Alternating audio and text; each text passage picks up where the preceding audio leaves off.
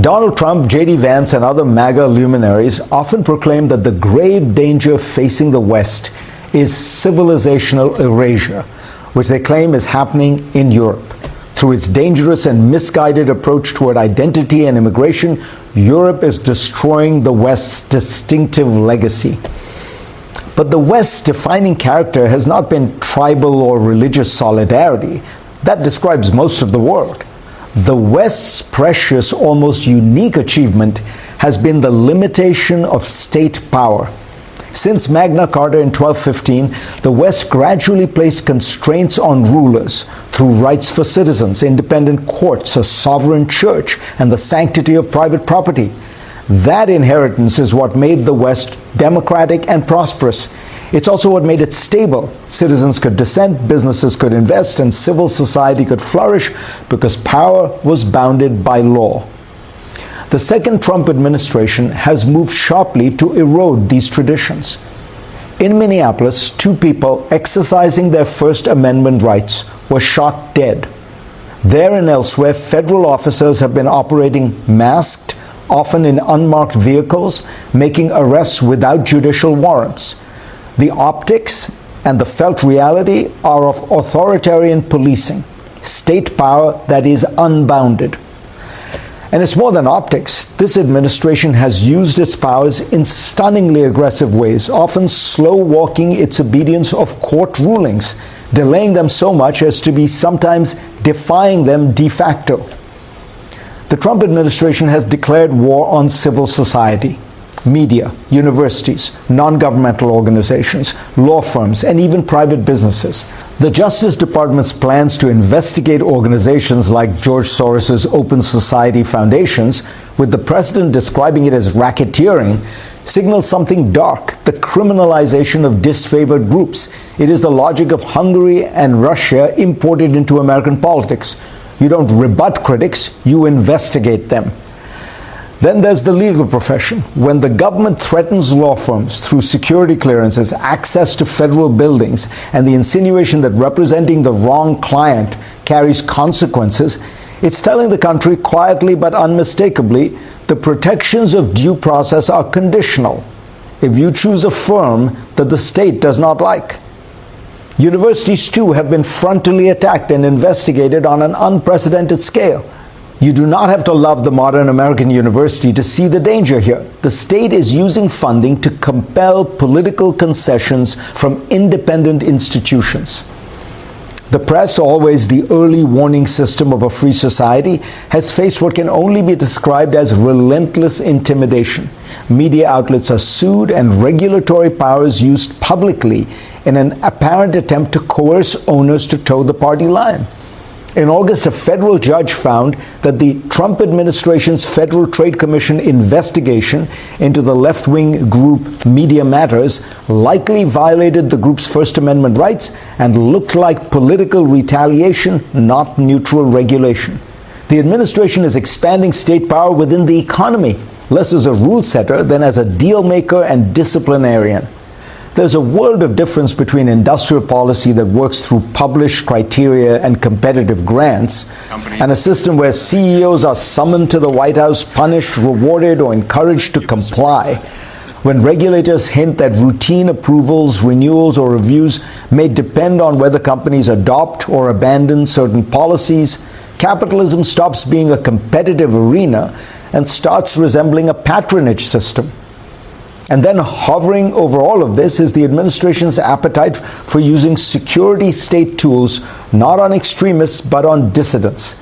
Consider the push to designate some Antifa groups as foreign terrorist organizations, a concept so vague and ill-defined that even national security experts warn it could become a catch-all. Under existing law, knowingly providing material support for a designated foreign terrorist organization can carry up to 20 years in prison, and support can be construed broadly enough to include trivial assistance.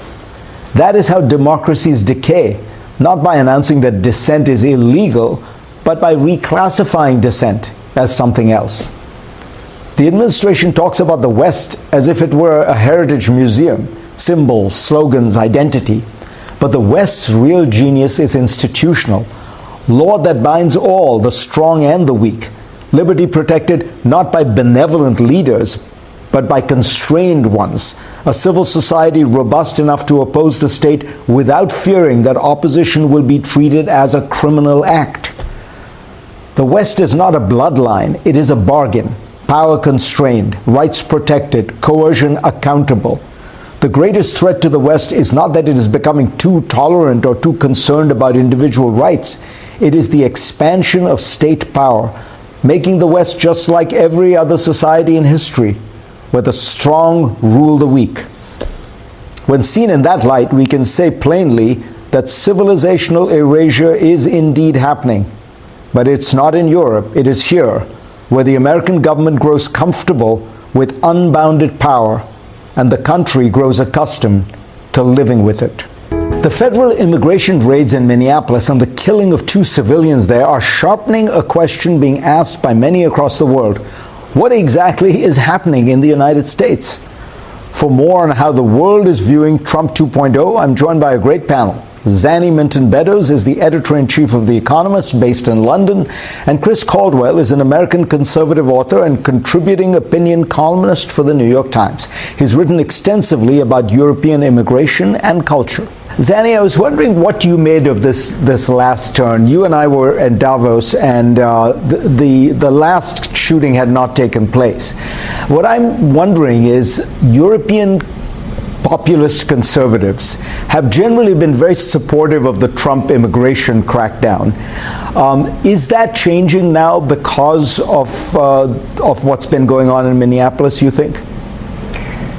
So I think we are beginning to see some signs of that. I mean, it is important to note that most, even of their supporters, are skeptical of Donald Trump, whether it is in Germany with the AfD or in France with the RN or even Farage here. But as you say, all of these parties have been pushing for much more aggressive deportations in Europe. And so you would think that what Donald Trump was doing would be sort of music to their ears. But I think the popular sense of revulsion and shock at what's happened is shaping the response. So Nigel Farage, for example, this week said that he thought ICE had gone too far. Jordan Bardella, as far as I can tell, hasn't said anything publicly about it. They've been very quiet. And in Germany, Alice Weidel and the leadership of the AfD have not said anything very much, although there are AfD politicians who have said, you know, good on them, this is robust policy. So I think they're kind of trying to thread this needle, and it's come on top of, remember, the whole Greenland episode, which was also very difficult for European populist right, because they all collectively had to say absolutely this was not on. Yeah, Chris, do you make a distinction between, on Greenland, they all of them, I think, almost actively denounced Trump. On immigration, as Annie says, they're being a little bit more cautious or careful. How do you read what they're trying to figure out? Like where, you know, they're obviously trying to figure out where their electorates are and how to thread this needle. On Greenland, it's an interesting thing because populists in Europe tend to be really preoccupied with sovereignty, and Trump is now, you know, crossing the sovereignty of a major European country, of Denmark. And I think that is even if you're not a supporter of the European Union, it is a bit of a humiliation for those Europeans who still think of their continent as able to throw its weight around on the global stage. As far as Minneapolis is concerned, I think that